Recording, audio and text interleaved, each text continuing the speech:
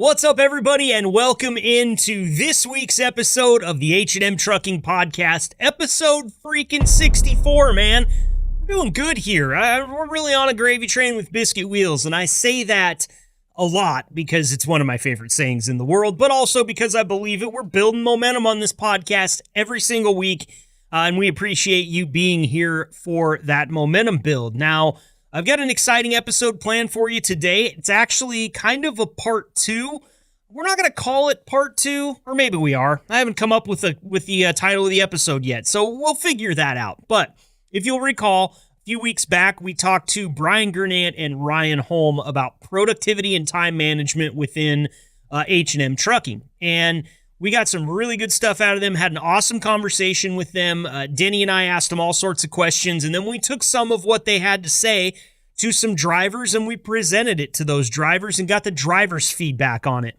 If you are looking for that episode, by the way, I will tell you exactly what number it is. Episode 59. So just 5 short episodes ago, it aired May 22nd, 2024. So make sure if you are listening to this one and you haven't heard that one, there's probably some pretty good homework to do, just because we are going to be following up on a lot of the things that we asked them back in episode 59. And we want to know if the podcast had any effect on it. And I'm hoping a positive one and not a negative one. So we'll get to talking to Brian and Ryan a little bit later on in the program. So make sure you stay tuned for that. Also, our safety manager, Dean Edmonds, sent Denny and I a top 10 list of things that might affect safety ratings for the company. And so we're going to go over that a little bit later as well, break that down for you, tell you how many violations in which category and which ones are the ones that are hitting the company the hardest when it comes to our CSA scores and things of the like. So stay tuned for it. It's all coming up in a really good episode. But first, we need to welcome some new drivers to the team. Starting off with a party horn, we're welcoming Chris Daniels. He's a van OTR. He's a driver from Humble, Texas. Welcome to the team, Chris. Next up, we got Michael Freeman. He's a van OTR driver out of Hagerstown, Maryland. That's a first. I don't think I've ever mentioned anybody from Maryland yet on this podcast. So welcome to the team, Michael. I hope you enjoy your time out there, OTR, in your dry van. And finally, we got Tim Lands. He's a hopper OTR driver from Ozark, Arkansas. Welcome to the team, Tim. And a party horn for all of you guys, of course. Appreciate you being here. If you're ever interested in coming on this podcast, let Eve or Sherry or your dispatcher know. We would love to welcome you on and talk to you, get to know you a little bit. But for now, enjoy your time in an H&M truck and be safe out there. Make sure you keep that shiny side up. Welcome again to Chris, Michael, and Tim. It's good to have you.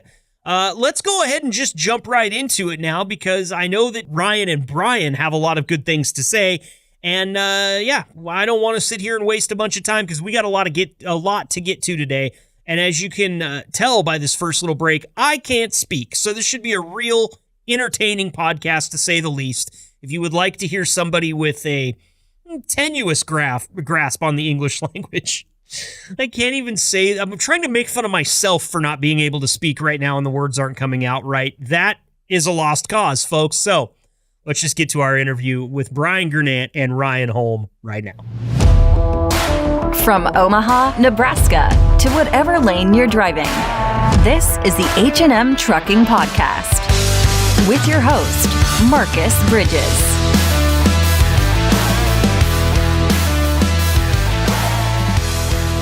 All right, Denny, it's time to pay the piper, and not really in any uncertain terms, but we're doing a follow-up episode here. It's time for us to bring van department manager Brian Gurnant back on and operations manager Ryan Holm back on, so that we can follow up on all the stuff we talked about 5 episodes ago with our productivity and time management episode.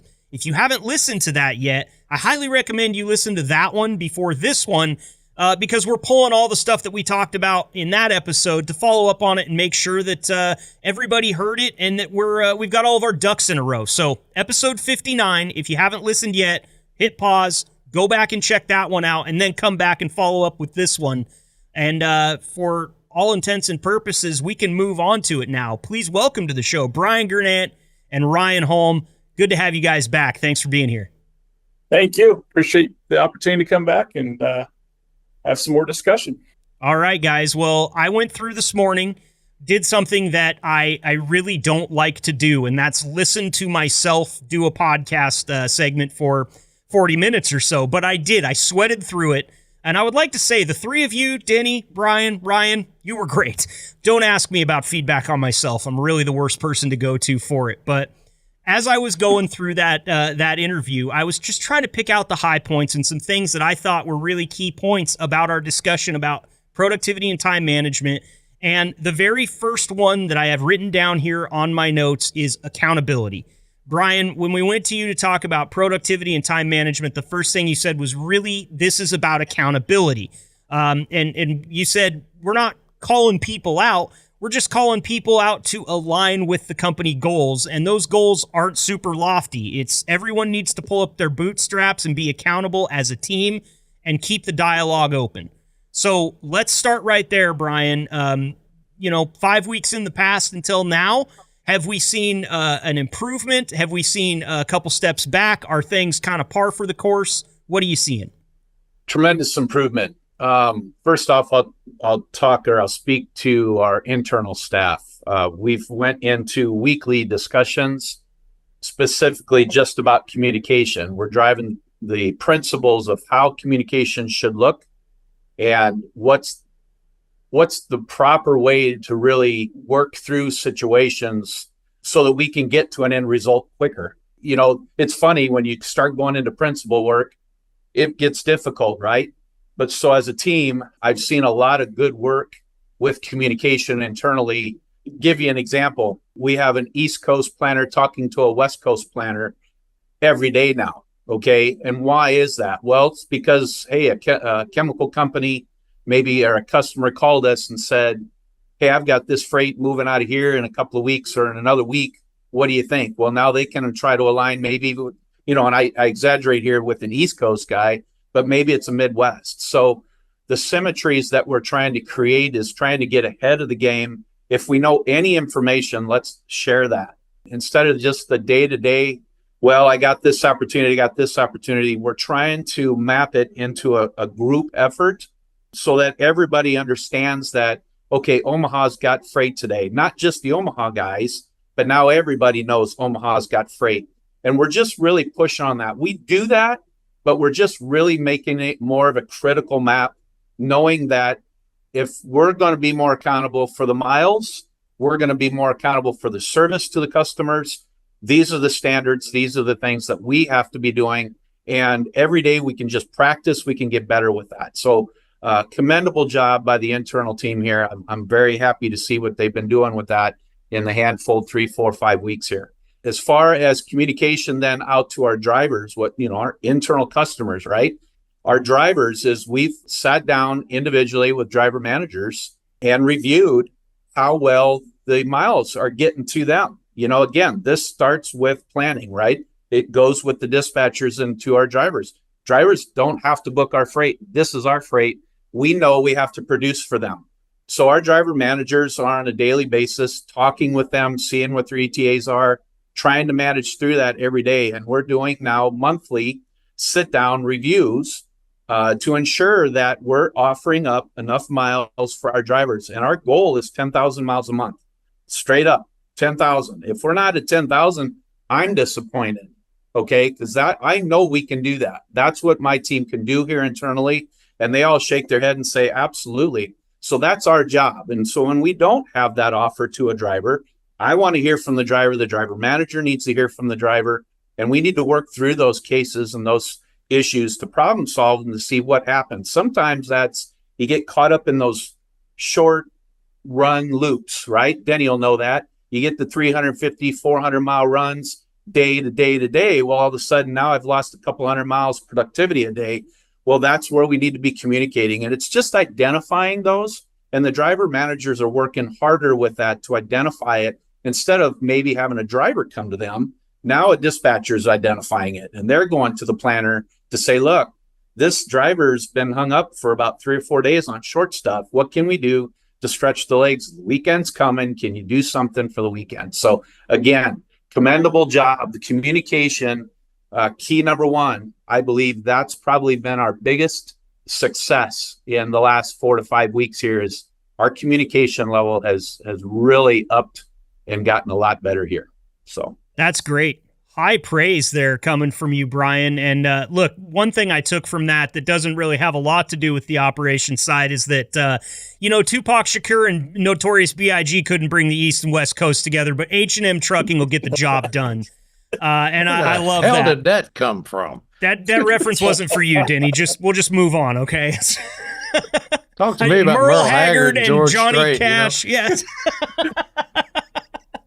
Ryan, I want to turn to you to talk about that accountability side. How's things looking on your end? Obviously, some great improvements made here in the last few weeks from Brian's side of things. What are you seeing?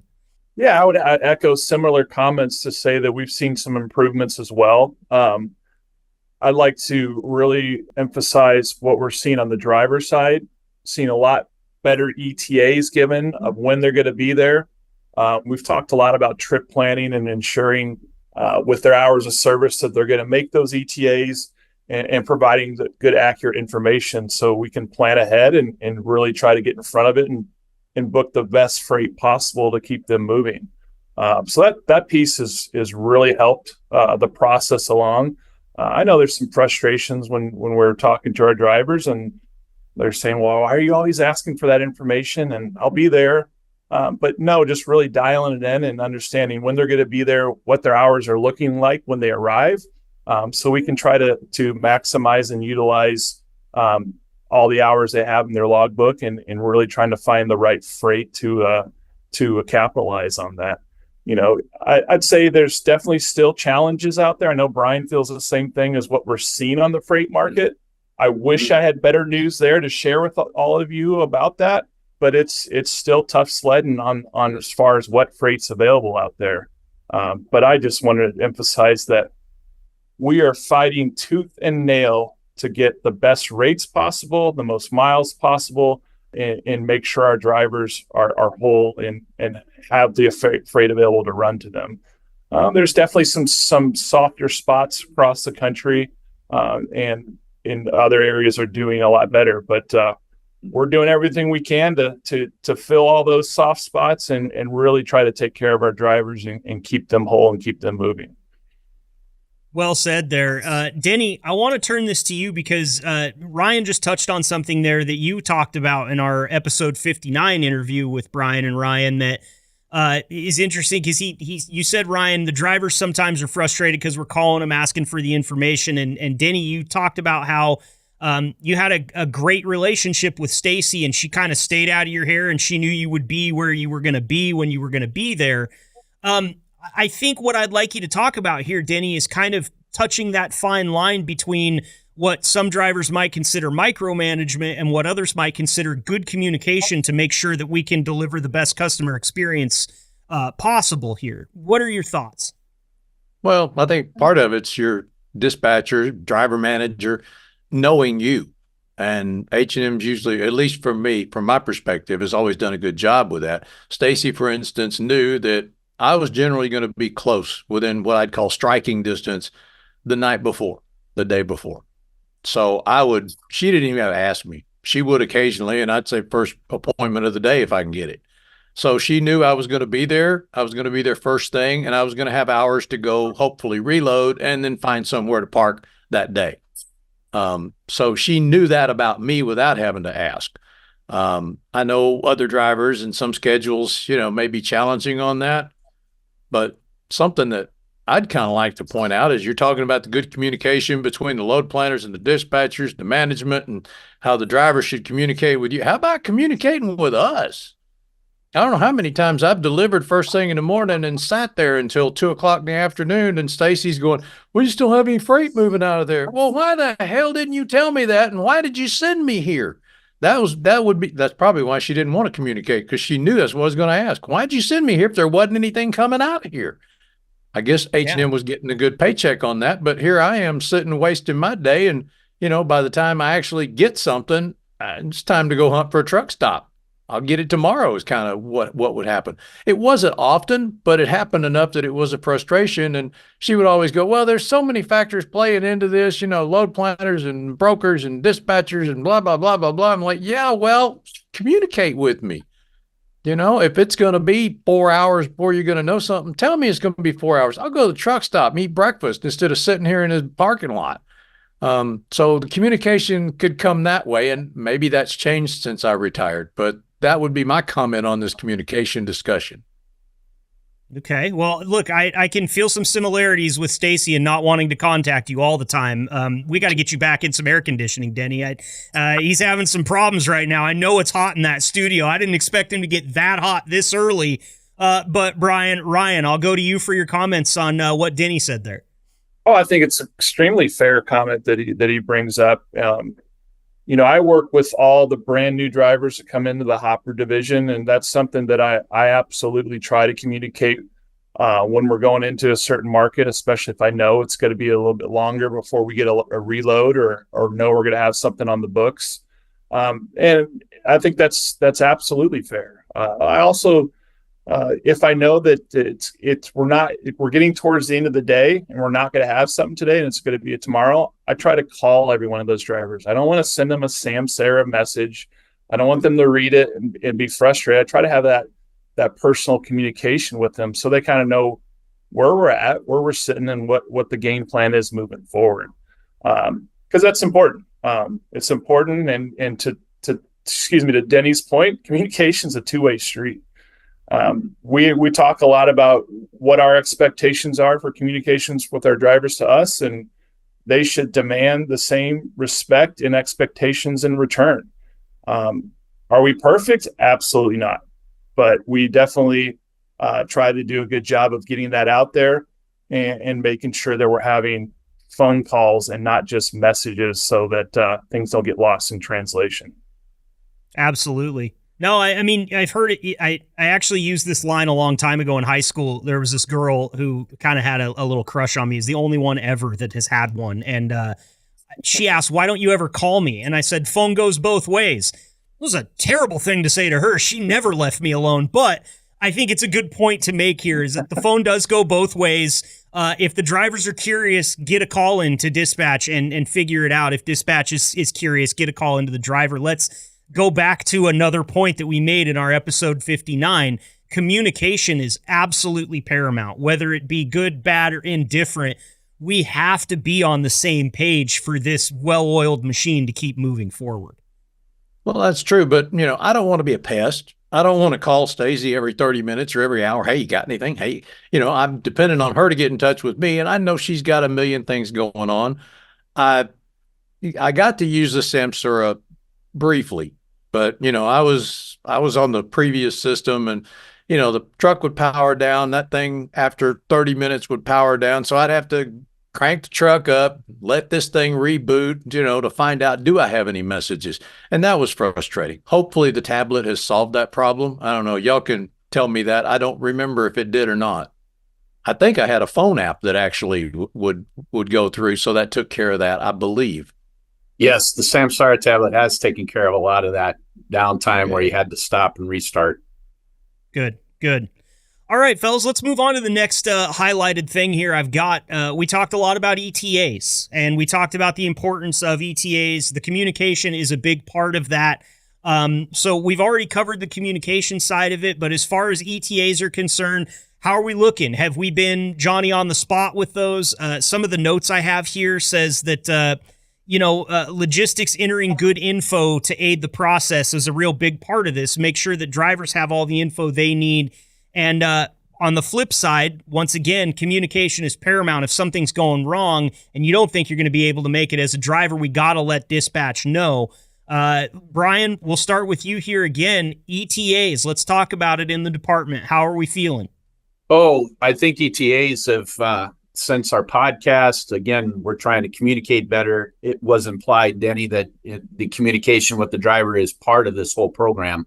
But ETAs, we're not perfect. I'm just going to state that for our department is we are still every once in a great while finding ourselves not giving all of the information out on the dispatch. And what I would hope that we do is we continue to work towards that to identify better ETAs when it comes to load offers, i.e., just an example. If we dispatch a load, we call a driver and say, hey, this is our load. It's got to be there at 8 o'clock. Well, I hope the driver managers looked at the load and realized that the hours of service doesn't match up and the driver doesn't have to speak up and it being the first reported issue, right? Because that happens. I'll just show my cards, and that's going to go all the way back to the planner. That's going to go with the dispatch and say, we shouldn't get to that point when that's happening. So we continue to work through those. I have actually seen a lot more communication from drivers calling in, keeping us updated, keeping us posted. I don't care if it's traffic jams or flat tires. I mean, it's just come out of the woodwork. And again, commendable job by our drivers notifying us, just communicating that ETA. I think just knowing the importance of what that ETA is and what that drives, I think the message has gotten out, and we've really seen an uptick on the backside of drivers. Like Denny says, well, I don't really want to bug people. It's not that we're talking about in that sense that he was talking, but hey, if it's just a 1 minute phone call, 30-minute phone call, or 30-second phone call, now with Samsara, it's a simple IM message. Hey, I'm held up, or I'm at a shipper, I'm at a consignee, and if I don't get out of here in the next half hour, that's going to put me behind. And in fact, I can't be there by 4. It's going to be tomorrow morning. So great job by drivers. We've definitely, I can speak from the van side, we've definitely seen an uptick on communication both ways. And I still challenge my internal staff to get better and always be looking to make certain that hours of service is going to match up with that delivery time or that expected ETA time that we're giving the driver to do. Sure. Stacy was real good about this. More often than not, when she would give me a load, she would reach out to me and say, when can you be there? And I'd usually say, give me 5 minutes. And I'd sit down and figure it out and look at all the issues and the cities I had to go through or whatever. And I'd call her back with an ETA. And it almost always worked. That worked for our relationship. I'm not saying that will work with every driver and load planner, dispatcher, whatever, but it worked for us for a lot of years. Sure. Ryan, how about the hopper side? I know things are a little bit different there with ETAs and everything. We mentioned that back in episode 59, but as far as the things you were looking to see some improvement on surrounding ETAs on the hopper side, how you feeling? I feel really good. I've seen a lot of positive improvements there. I think, Denny just kind of hit it on the head there. And I think he even mentioned this last podcast. It all starts with a trip plan.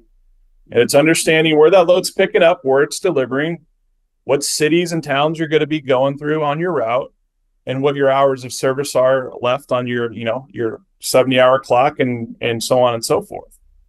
You got to have that kind of that base when you really go look into it to build that ETA and understand what time you can be there. That's extremely important. And again, we understand drivers can't predict the future. We understand that they're going to give the information that's available to them at the time and date when they build that trip plan and that ETA. Like we said before, if you run into delays, you run into issues or unforeseen things, let us know and update your ETA from there. That's how we work together as a team, and that's how we're successful as a team. Absolutely. And we did, again, we touched on that actually very heavy. We talked about the importance of trip planning, especially as we move into winter months and inclement weather starts to become a real issue. There's a lot of planning that goes into trip planning. It's more than just, hey, I have this many miles. It takes me this many hours to drive this many miles. There's a ton of different contingencies that can end up in front of your truck on the way there. So let's keep hammering home on that trip planning. And, we solve problems that way right off the bat, problems that never even surface because we've planned our trips appropriately, which makes it easier on everybody. And the other thing that we mentioned a little bit were pre-trip and post-trip in that episode. And something we said about the pre-trip and the post-trip of trailers, dry vans in particular, is it's like dropping a rock into a pond. It's real upset right where you drop the rock, but you can go all the way to the banks of that pond and find that the water will still ripple there. So right in a driver's business, if we're not pre and post trip in a trailer, or we're not planning our trip appropriately, we're not communicating with our dispatchers, then all of a sudden we've got this cascade of little problems that can really add up.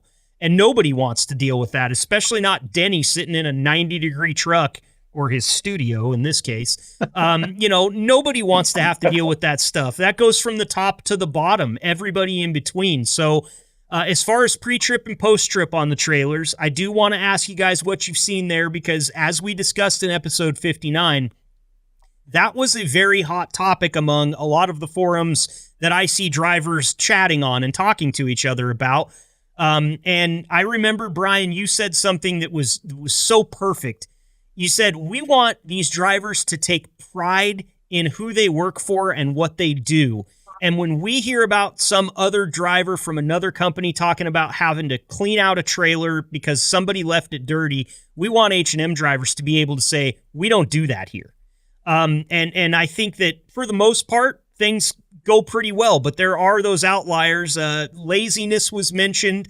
And so I just want to know, how are we seeing any improvement on that side of things, Brian? I've not heard any drastic changes, improvements. So I'm going to sit here and just play I see this as a momentum kind of catch-all program. We need to get the word out. We need to get drivers talking about this particular issue. When the drivers talk to one another, people like Denny will say, well, yeah, that does need to happen. We do need to do that. I don't want to do that. And it's that pride. I go back to you. It's a reflection of you. How you left that trailer reflects your work. So I believe that this kind of conversation or this kind of thing is going to have to take time. It's going to have to develop. I know in orientation, Ryan and I both do orientation talks to new drivers that come in. It's a subject that I personally bring up about cleaning out trailers, or when you drop trailers, when you're leaving straps, you also need to make sure that you've left the trailer in good order. And that goes a long ways. But again, it's driver talking to other driver too. When they meet up with one another at a truck stop or a drop yard, is that a conversation that's happening? I don't know. I would hope so, because that's really what's going to key it. You come back to, hey, at H&M, this is how we do it. I'm prideful of that. This is how we take care of it. And other drivers from other carriers will start hearing that kind of stuff eventually. And they'll say, well, those guys over there, they talk about it. We talk about this a lot in the leadership committees. It's just talking about it. It's having conversation about it. Are we going to fix things overnight? No. But if we can start talking about it on a daily basis, or just bring it as our culture, then it will catch on eventually, because somebody key is going to pick up on it. And it just takes one to change 10 people. We know that. So. Yeah, absolutely. No, I mean, it's, conversation travels like wildfire. Like, oh, you guys don't have to deal with that at H&M? You got a podcast at H&M? Wait, Denny Stone? The Denny Stone is on that podcast at H&M? I mean, all jokes aside, you're right. We talk about communication. That's the key here, communication. Ryan, I think I might have cut you off there to get my other stab in at Denny. I'm just letting him have it today. So please, I'm sorry for interrupting you. No, I was just going to add, I agree with Brian's comments. What I was going to add is just, we're seeing improvement with our CSA score specifically, where we were having some struggles on vehicle maintenance and things being left undone. And that's drastically improved. And that's the proof's in the pudding there. That's our drivers doing the right thing, taking the time to go through those pre and post trip inspections, reporting those things, our maintenance team jumping on them immediately and getting those addressed. I mean, it's a team effort through and through to see that that those scores improved specifically. And I just want to say thanks. We really have seen some improvements, and we want to continue to carry that momentum forward as we finish out the year as well. Well, that's what I hope we can accomplish with conversations like the one we're having today and the one we had on episode 59 about these same topics is that we get that conversation started and get it moving forward. The podcast here is merely a tool. I just want to say hats off to everybody in the company that obviously you guys had a thought process in mind. You communicated it well in all these areas that we're seeing improvement. I think Ryan, Brian, you guys also deserve a pat on the back for being able to, disseminate that to the staff and set accomplishable goals and meaningful standards that people can aspire to. Everybody wants to come in and be great at their job every day. Everybody wants to give what they can and have it be good. And without some sort of organization and some sort of guidance, sometimes that's really hard to do. So I just want to issue congratulations to the entire staff from the top down. I'll even give James Fonda a little bit of credit here. But everybody else coming down the cascade of employees has obviously done a real good job here. And that's because you guys put the systems in place and got the ball rolling in the right direction. So I can't thank you enough for coming on here to discuss it with us. I feel like we've had two really good, really in-depth conversations now that drivers and staff alike can go listen to and really understand the core philosophy of your guys' departments. Appreciate that, Marcus. Appreciate the compliments. And I'll be the first to state that it's really the staff internally that makes the ball roll here. Upper management, leadership committees, we can put minds together, but it really takes a village. It takes a huge team to do it. And without saying this, drivers, right? And this is it. I use the word implied. The reason I came to this company was because this was never a company that you really had a sense of top-down motives. This was, if Randy Moeller, if James Fonda has an idea, then the driver needs to be on board with that too for it to work. And there's just this line of, we want to listen to the drivers. We need feedback from the drivers. We can come up with all kinds of ideas and creative options, but unless we get the input and the acceptance level from everybody else at the company, it doesn't work. So drivers, that's what I love about this company. Our culture has really and always been centered around a driver. How's this going to impact the driver? How does this ultimately get to a driver? And there's going to be the goods and there's going to be the bads. We get it. But at the end of the day, how would we rate? And I believe that's really what sets our company apart from other carriers is we have that sense of culture here. So when we're talking about ideas or cultivating things, it's always with that driver in mind. How is this going to impact their work that we're having them to do? If we set this goal or this standard, how does that impact them? Is it achievable? Can we get them to work with us? Because it's really a team effort all the way through. So the top, bottom, I've always looked at a level playing field. No offices. We're out on the same floor. We're listening to everybody's conversations. We're here. This podcast, for one, best part that I've never really been a podcast guy, but since this podcast stuff's been going on here at H&M, you know what the best part of it is when drivers come in talking about the podcast. I get some of the drivers that have even been on the podcast come in and we identify now. It's kind of fun. It's kind of a niche. It's a little cult, right? It's like, oh, you're part of the podcast, or fun, having a lot of fun with it. And we appreciate it. I do. I've liked this journey so far again. So again, thanks for the compliment, but it really just goes to show that the team and the drivers are just doing a fantastic job working together. Well, Brian, thanks for saying that. I hope every single episode that we pump out, that's kind of my lofty dream, is that a driver is going to come into the office and talk about it, mention it, and maybe even learn something from it. So it's great to have you guys back here. I think that this is probably something that we can even do again in the future. Getting you guys on here to talk about all of these things that you're putting into place or just things that you're hoping to see improvement on, giving people shout outs for improving those. I think it's all positive, and I think it can really help grow that culture that you talk about at H&M that we're also fortunate to be a part of. Brian Gurnett, Van Division Manager, thank you so much, man. It's a pleasure to have you here. Ryan Holm, Operations Manager, same thing to you. You guys bring it both times you've been on. Like, if you do this good every time, you know people are going to expect to hear from you more. So take it from me. Turn in a dud once in a while, okay? Keep those expectations manageable. Right, Denny? Yeah, I try to do that every day. Gentlemen, thank you so much for your time. Really appreciate it. See y'all later. Thank you.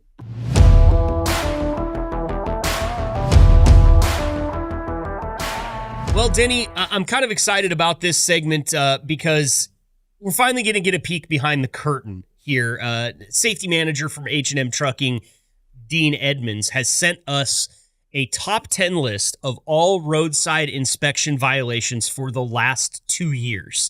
And basically what this is going to show us is the top 10 things that drivers get hit on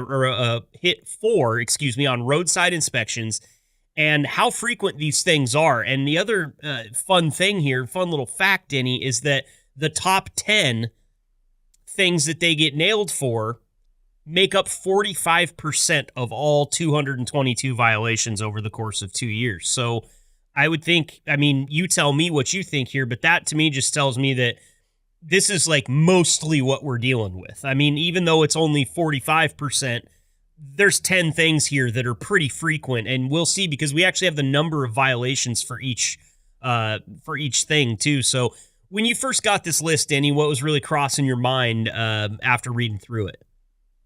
First thing that hit me was air leak at brake connections.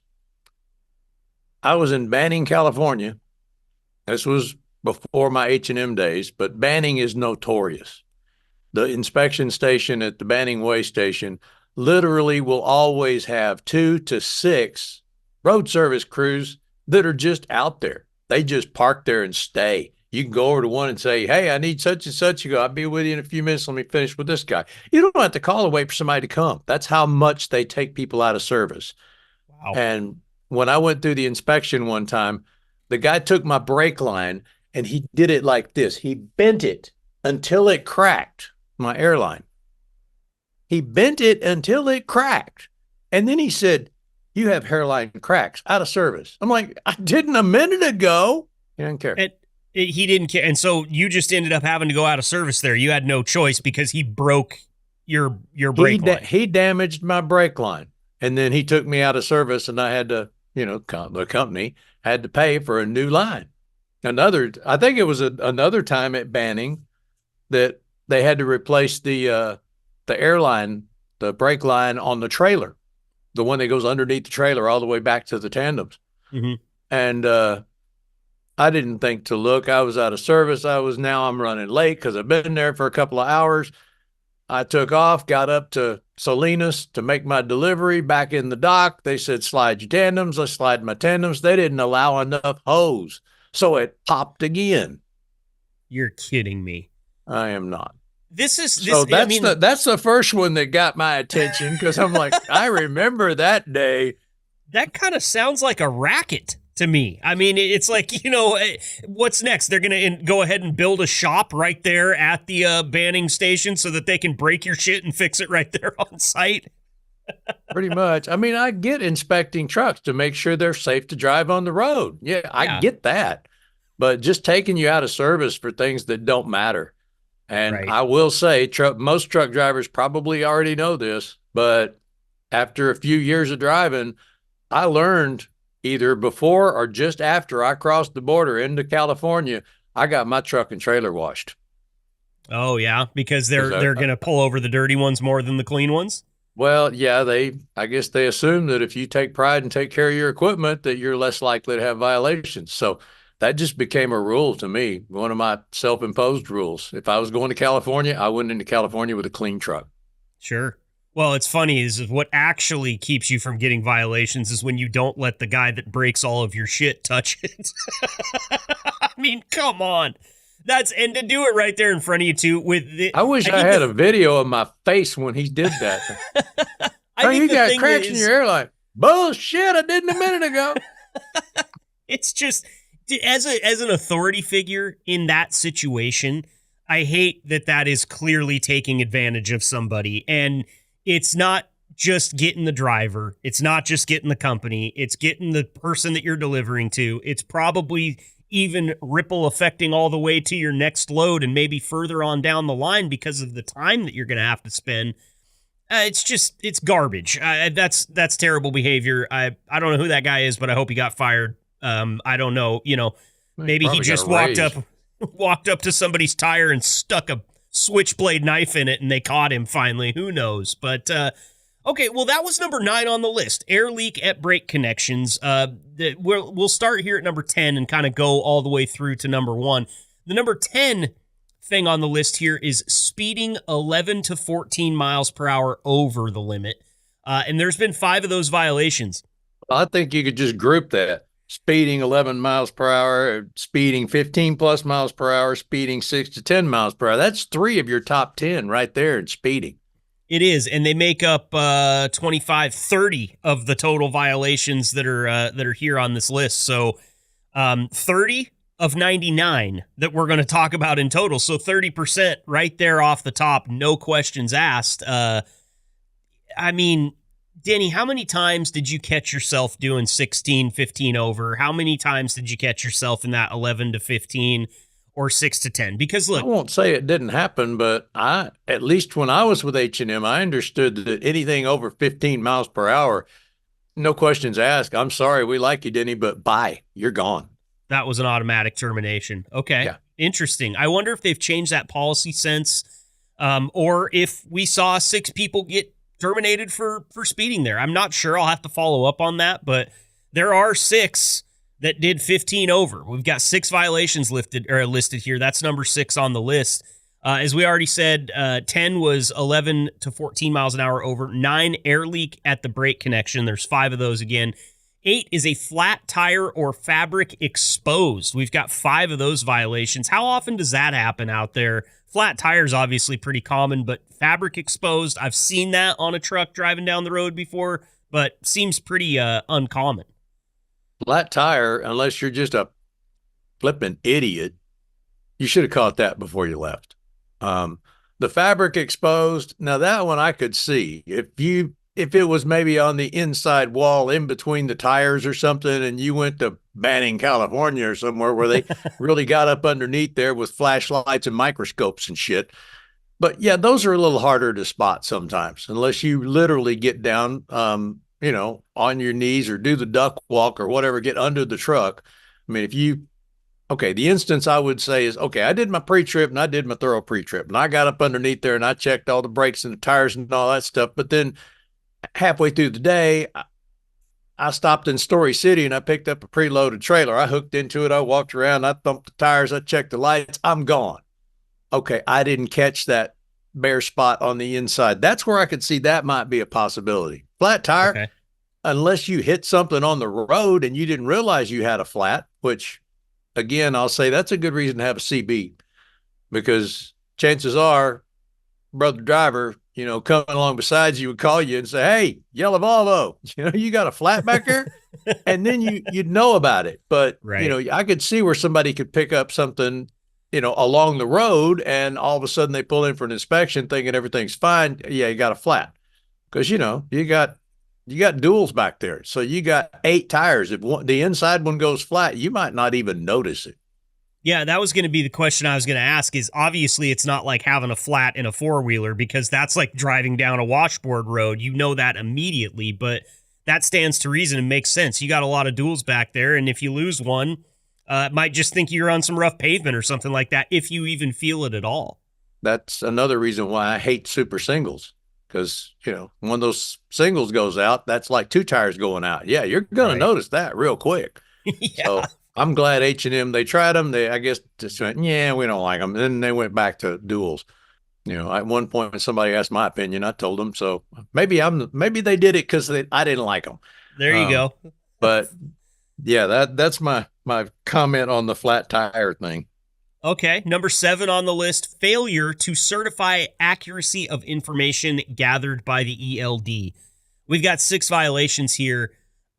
So the first thing my mind goes to, after all of my experience talking to drivers about ELDs in specific, and also talking to a lot of drivers that use paper logs and liked that more, the one thing I see here when I see the words failure to certify accuracy of information gathered by ELD, I thought this thing was electronic. I thought it was supposed to gather this information for me. I thought that this was like part of the onset of the ELD technology, is that it's a computer doing this now and they don't have to depend on the human, which can possibly, commit an error from time to time. So, Denny, walk me through this. Do you have to go through every piece of information in your ELD and double check it to make sure it's right? What you do, you have the option every day, and you're supposed to do this, and safety will give you hell if you don't. So it surprises me they had any violations. But each day you're required to go through, and you have the ability to edit. Say there was a mistake or something. You have the ability to go in and edit and change things, or call safety, and safety can change things that you can't.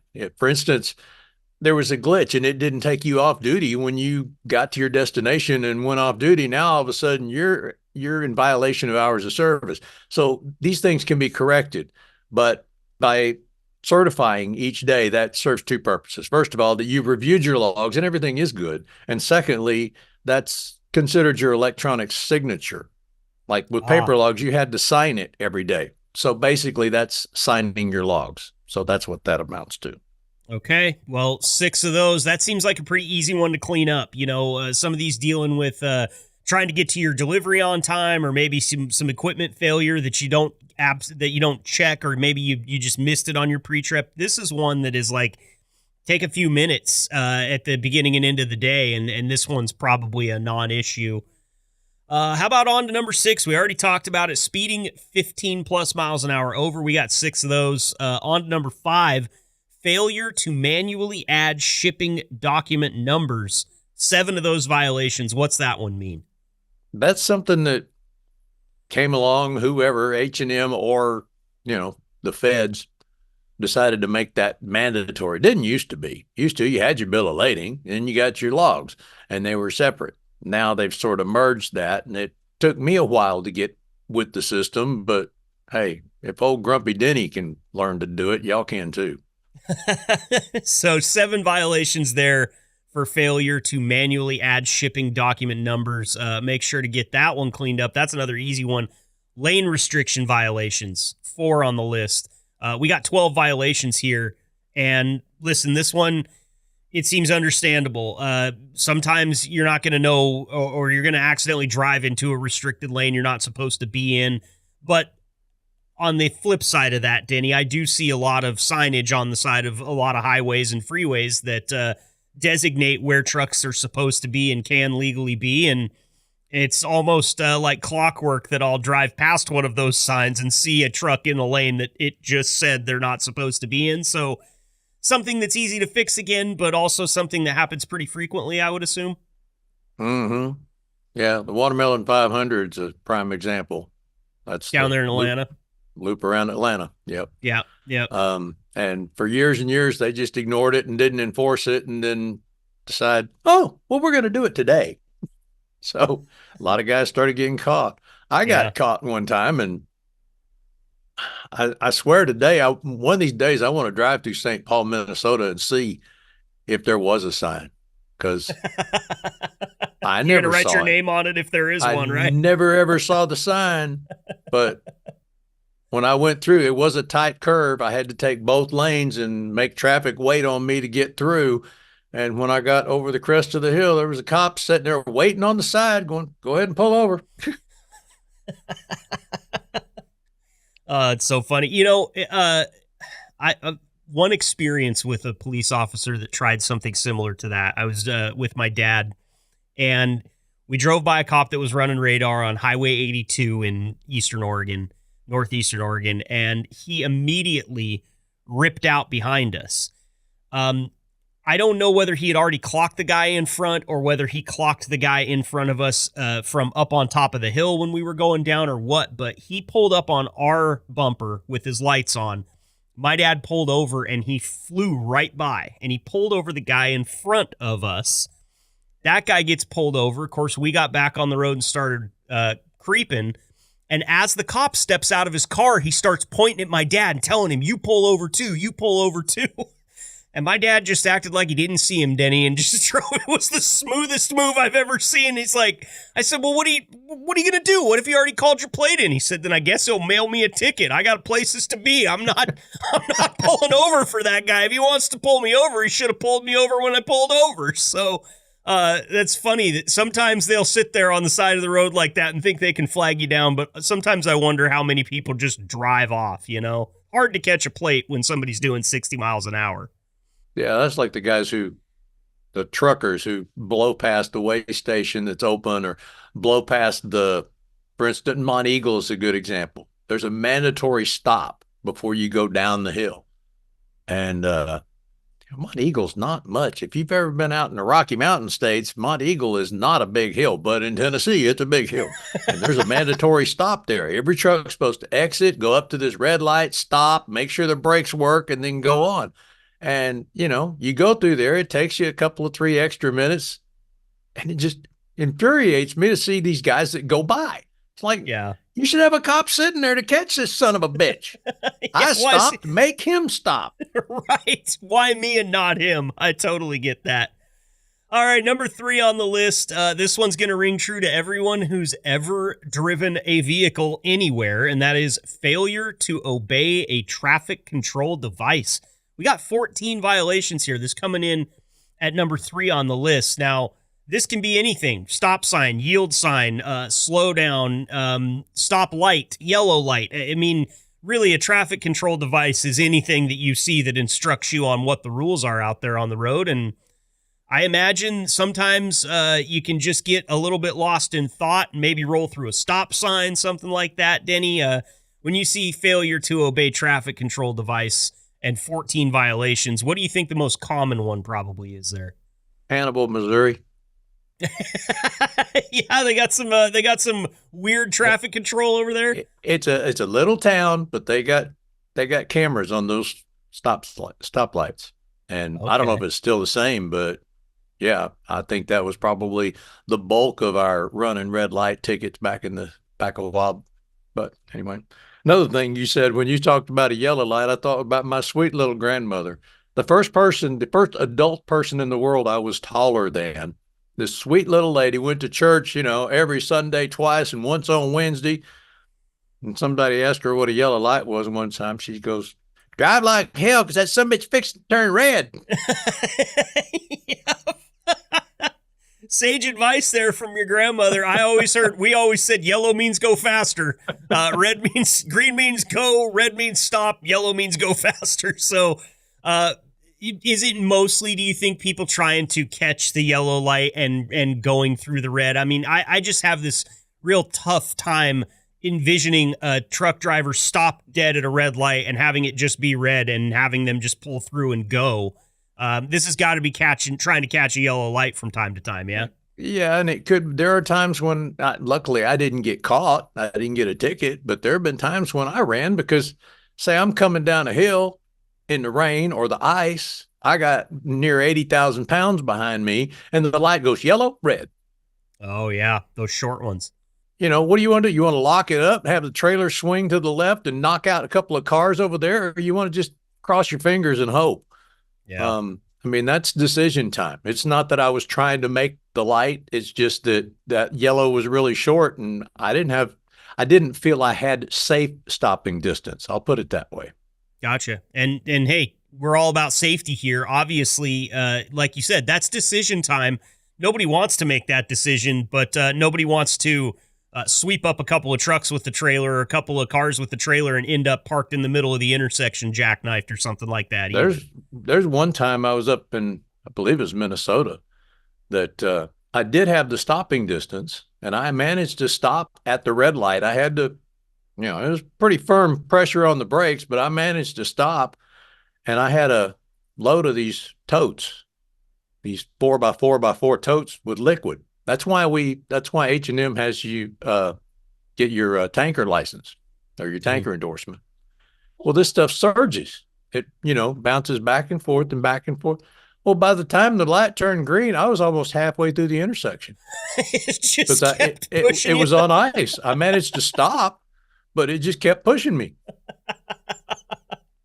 Man, tanking is a completely different game. I am fortunate enough to be involved with another company that runs tankers, Denny, and hearing some of the things, I mean, the plumbing knowledge that those guys have to have just to get their jobs done is more than what I want. I mean, I can work a plunger, but that's where my plumbing knowledge ends. And, you see videos of these guys, some of them forgetting to open the vent at the top of their trailer, and they'll just crush one of those tanks like a pop can. I mean, it's a different ball game. And yeah, then you got to talk about all of the load shift that they deal with, and they talk about getting beat up. Sometimes they're hauling light stuff like ethanol or alcohol, but other times they're hauling molasses.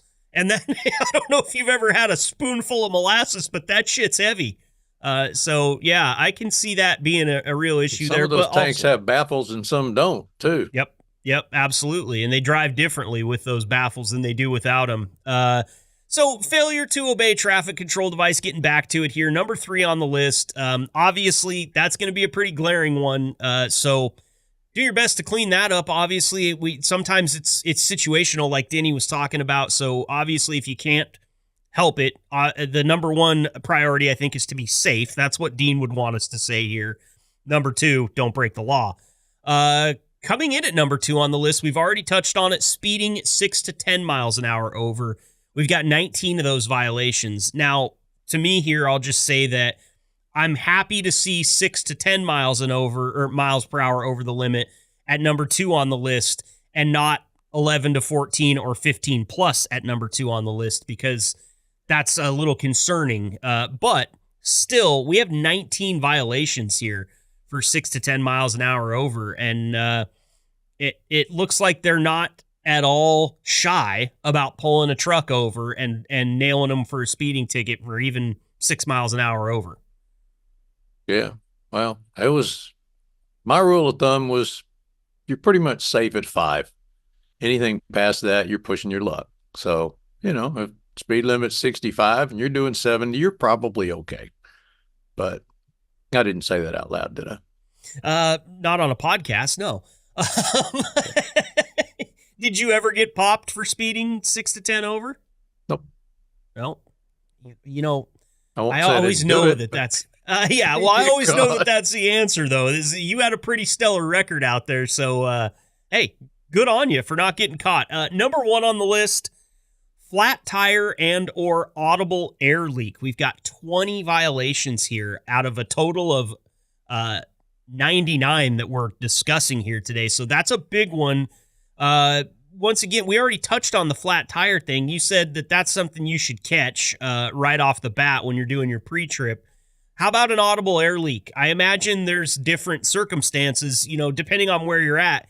If you're sitting right outside the truck shop and they're yanking tires or something like that, and they're running really loud equipment, and you've got other trucks driving past you, I can see it being a little hard to hear an air leak. But what are your thoughts here? Well, if it had been leaking for any measure of time, any amount of time, and you thumped or kicked your tires, you'd notice, because the pressure is going to go down if it's honestly leaking. So again, back to what I said before, it's possible that you picked up a trailer and you didn't catch it in your hurry because you're trying to, swap trailers and do this and get on down the road. So you walk around, you check your lights, you kick the tires, and everything looks good off, on your way. So I could see where you might get, but if I had that trailer in the morning when I started, unless I ran over something again, which there's no way that you can really prevent that. You're going to hit stuff. You're going to run over some, chunk of metal or a screw or something, or maybe there was already a screw in it, but it wasn't leaking and that thing worked loose.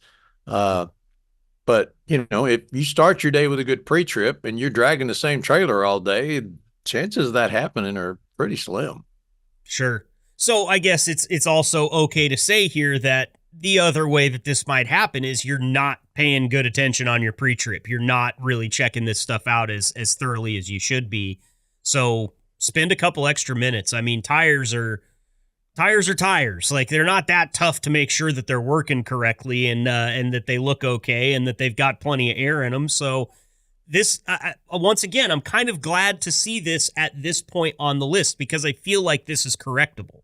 I feel like this is something that we could easily, by spending a couple more minutes and making sure we're doing good pre and post trips, this probably gets eliminated almost immediately if everybody's on board.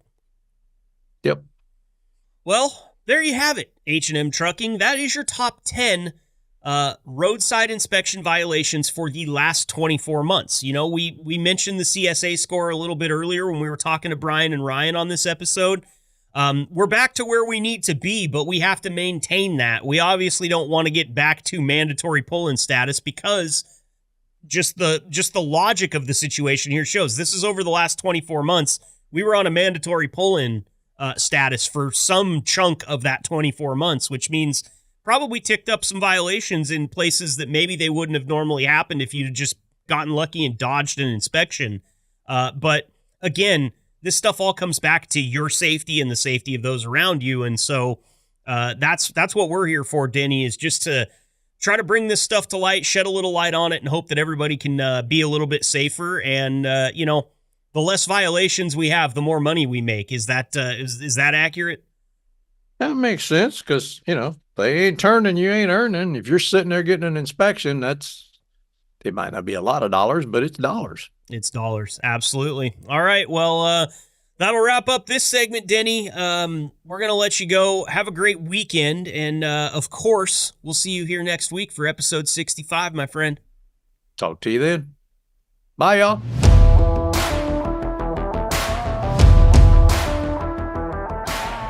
All right, cheese bags, that's going to wrap up episode 64 of the H&M Trucking Podcast. Thank you all for being here. Thank you for clicking download, subscribe, liking the podcast, interacting with me on social media, or participating in any way that you see fit. I'm happy to have all of you and feel super privileged that you guys tune into this podcast every single week. So click that subscribe button if you haven't yet to give me just a slight little pat on the back. And more than anything, just to make it so that when the people responsible for reviewing my performance look over it, they have big smiles on their faces. That's what we're looking for.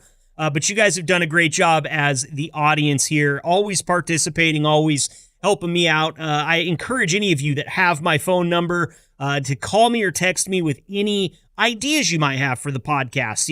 It's not lost on me that you guys are constantly out there on the road, staring out the windshield and thinking about things. And so if you think about something that you would like to hear about here on the podcast, please do let me know. I'm gonna spotlight one driver right now, Eric King out there. He's been texting me here over the last couple of days. He and I have been having a little conversation, and he's come up with a couple podcast ideas for me. And he actually met with one of the guys that I work with that's at the Omaha office for H&M. And gave him like a page worth of ideas and things to talk about. So I am more than happy to consider anything that you guys might want to hear about. You just got to let me know. And if you don't have my information, let me give you one real easy and good way to get it. First of all, obviously, you can connect with me on Facebook if you'd like to. Just shoot me a message on there. That's easy enough. But if you want to talk to me on the phone, shoot me a text, call me, whatever the case may be, you can go in and talk to Eve Essery or Sherry Vogler at the office. And I will tell you, don't just go talk to them so that you can get my phone number. That's like the least exciting thing in the world. I mean, do that if you have something you would like to send my way. Please, by all means, all the communication is 100% welcome. But if you say to Sherry or Eve, or both of them, if you catch them in the same room, Stay Fresh Cheese Bags, they're going to hook you up with a very sweet t-shirt. And it's an H&M Trucking Podcast t-shirt to boot. So not only will you get a sweet shirt with the company logo on it, but when you're wearing it around a truck stops, people will see it. And they might ask you, hey, what's the H&M Trucking Podcast? And you can tell them, we found this lonely kid who can't shut up.